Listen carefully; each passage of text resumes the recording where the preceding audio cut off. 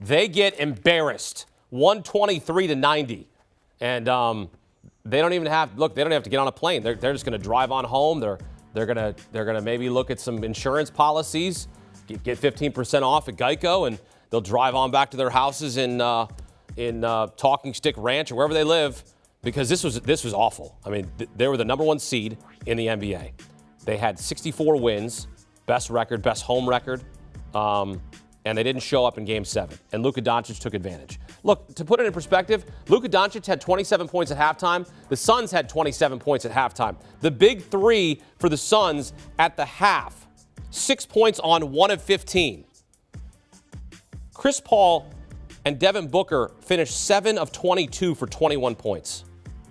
I mean, this is just, it was bad. And this is the fifth time a CP3-led team was up 2-0 and lost the series.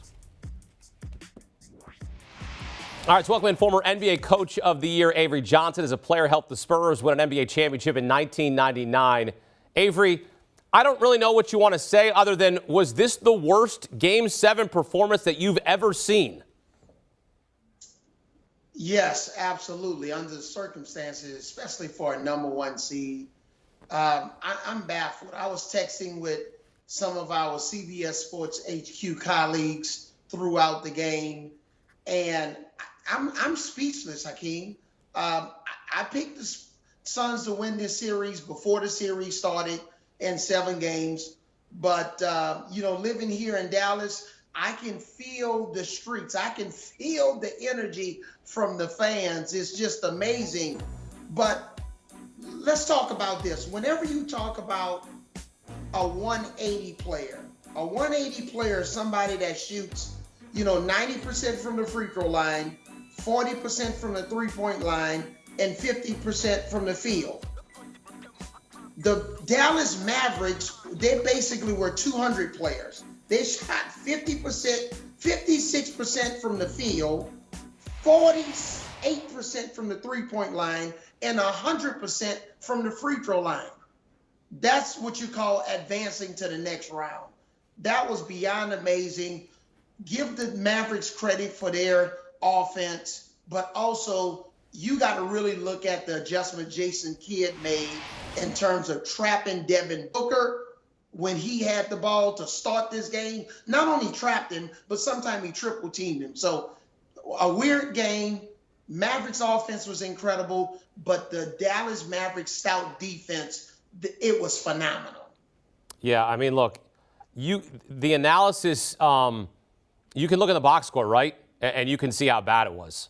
And you can just look at the box score and you go, well, this was putrid.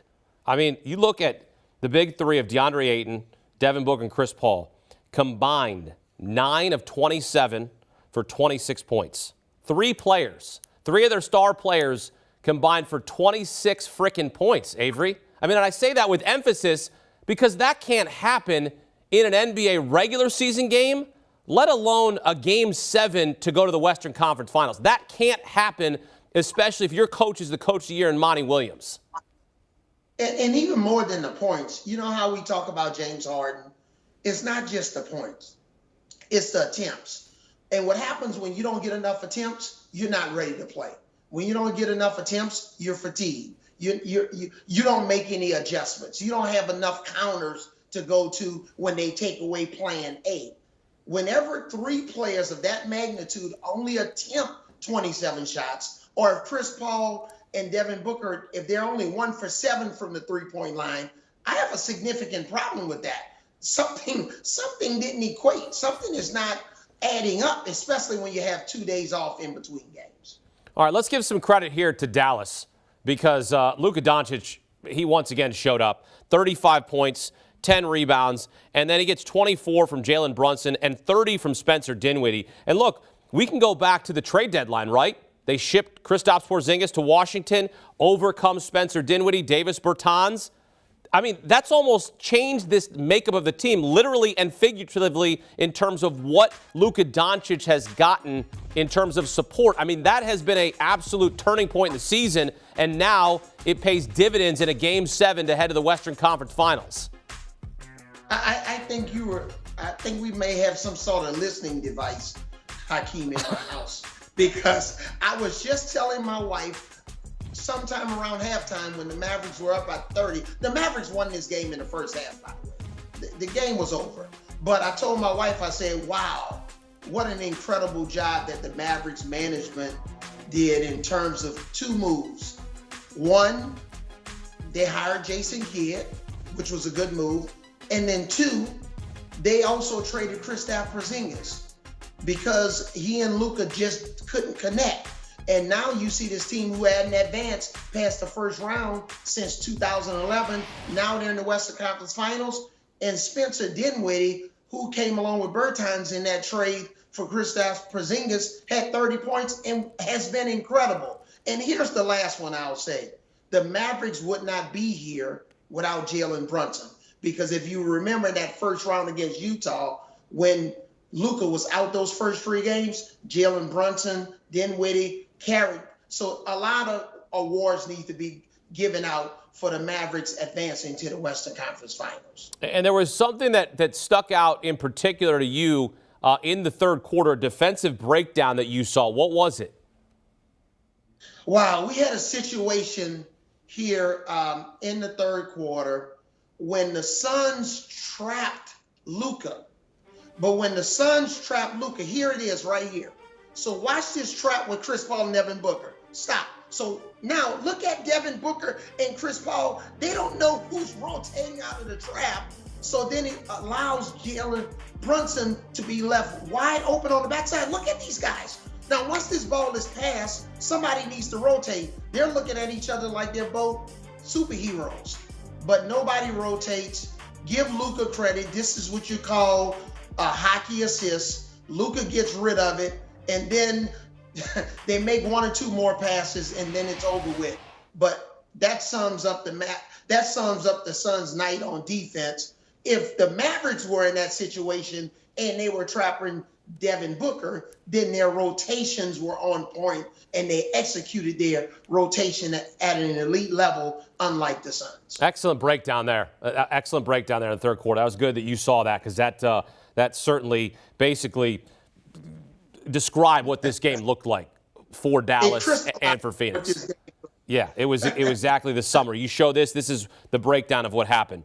Look, Phoenix was trying to win their first NBA championship in franchise history. Chris Paul, 17-year NBA vet. The only thing left for him to really accomplish is win a title. It's not going to happen this year. We know it didn't happen last year as they lost to the Bucks. They had a 2-0 series lead in the finals against the Bucks. They didn't win that one. They had a 2-0 series lead against the Dallas Mavericks. They didn't win that one either. This is the fifth time a CP3-led team was up 2-0 and lost a series. Like, what's next here for CP3 and the Suns when you consider, like, we got to the finals last year. We're one step away from the Western Conference Finals. We're up 2 on the series. Like, what has to happen? What has to change?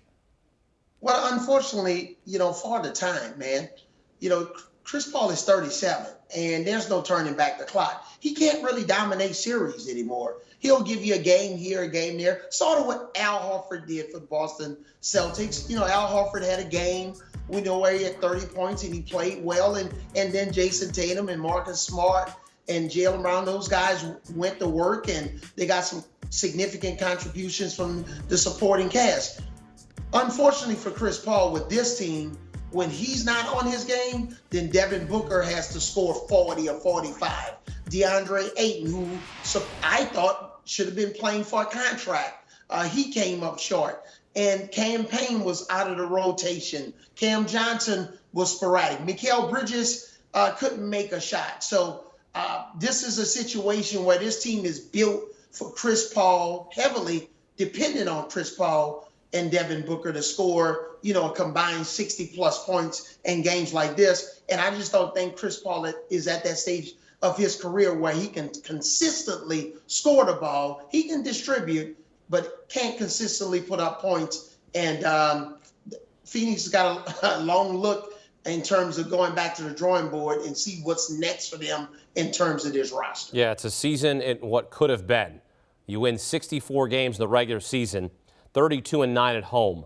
you needed to win another home game to get to the Western Conference Finals. Instead, it's the Mavs who advanced to the Western Conference Finals for the first time since 2011, which is the same year when they won the NBA championship, their last title, when they beat the Heat. You know all about that there in Dallas. Now they match up against the Golden State Warriors. We saw Golden State. They're a good team. They got tested by Memphis. They can be pushed around. They're not unbeatable. Before you give us your prediction, how are you evaluating this matchup in the Western Conference Finals? What are you going to do with Luka Doncic at the end of the day? I know Draymond Green is an incredible defender. He basically neutralized Jokic in the first round. Obviously, the young baby Memphis Grizzlies, they were without Ja Morant the last couple of games. They got embarrassed. They were down by 55 points at one point in Game 5 in Memphis. Klay Thompson and Steph Curry, they're the best shooting backcourt in the history of the NBA. Now you got some other contributions from Jordan Poole, who's playing well. Wiggins is playing at an all-star level. The Mavericks supporting cast, Jalen Brunson, Dinwiddie. I think this is a matchup of really deep rosters.